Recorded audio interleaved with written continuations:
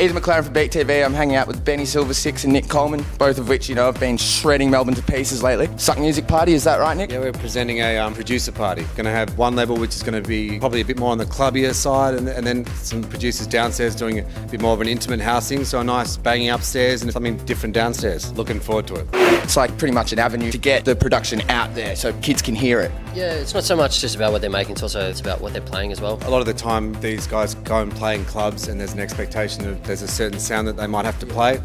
This would be a party where they can play music that inspires them. I always see like lots of DJs and they've got some idiot bar manager telling them, no, play this style, play that style. I'm sure both of you guys have encountered a fair bit of that in your time in Melbourne. Yeah. So this is about the complete opposite. Yeah, it's a bit more freely run. Like a lot of people look up to some of the bigger DJs on the night as well, so they've sort of, you know, interesting to see what they're sort of playing, and you know, it's not necessarily all the DJs you're hearing about as well. It's some people you might not have heard of.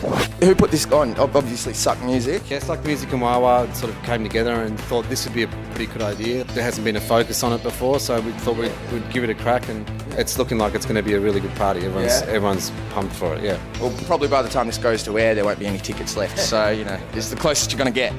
Suck Music, tell me a bit about that. What's going on there? We run Suck Music. Both you and Ben? Yep, it's a website where people can come and listen to music, and we've got a label associated with the Suck Music as well, which we sell original releases, and we want to represent what's going on in Melbourne as opposed to, you know, necessarily looking overseas first. We think there's a lot of good stuff in Melbourne. We've got some really good DJs that are recording their sets. Shardy, Boogs, Tarek, T-Rex, Spacey. He's not going to play his live.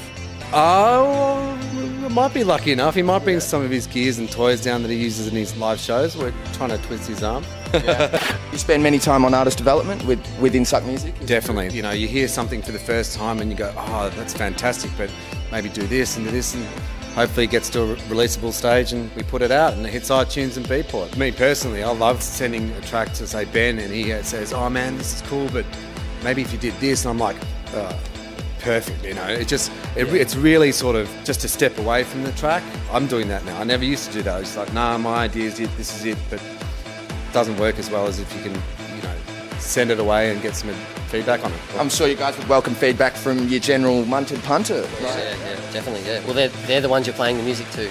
What's the relationship between you guys and Wawa like? Fantastic. Well, this building, it's almost a bit of an iconic venue now because the names that have come through here, I mean, you look at the lineup, a lot of these guys started the old 2/4s and now they've started at Wawa. You know, it's very appropriate that we have it in this venue. You say very appropriate, so you guys have been playing here for a while? Year and a half, 2 years, I think. Yeah, it's one of the first proper gigs I sort of started playing at regularly. Not many clubs do support new talent. They want to book your promoter DJ that instead of saying, hey, you know, I reckon you'll be somebody in a few years. It's like, no, you're bringing 50 people.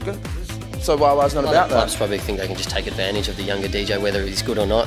There hasn't been so much noise coming from Melbourne in the production scene-wise, like the first producer party, was it? Yeah, we'd like to think that it's one of the first to really promote the producer side of things as opposed to DJing. So, I mean, a lot of these guys are DJs anyway, but a bit more focus on the productions that these guys do and what type of music that they're listening to. How would a punter actually get involved with this and actually come see this in the next couple of weeks? You can get tickets at Wawa, and they're open during the day, so you get in contact with them, they can sort you out, or you can get in contact via the website www.suckmusic.com. Someone will be able to help you out there. How much are they? $25 on Friday the 8th of July. $25 for what? 12, 14 DJs? Yeah. Do the maths, that's like $2 a DJ. Yes, the DJs are worth $2 each. Righto, so yeah, if you're not there or here, you're square or I don't know, whatever. I don't know.